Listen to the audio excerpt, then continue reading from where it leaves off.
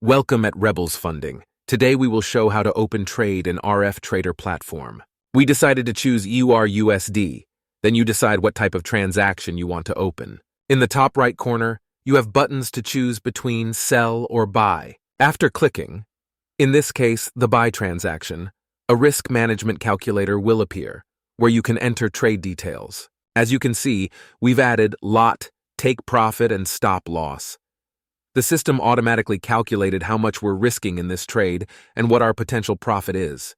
Of course, it's not mandatory to enter stop loss or take profit. After opening a trade, you can check current open position in the Positions section, and also modify it as needed, clicking on pencil icon, then modifying table appear, and you can modify it how you want. Modifying a trade is also possible directly on the chart by dragging the take profit or stop loss lines.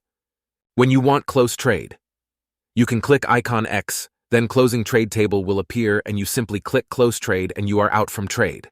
Then you can check the trade in trade history.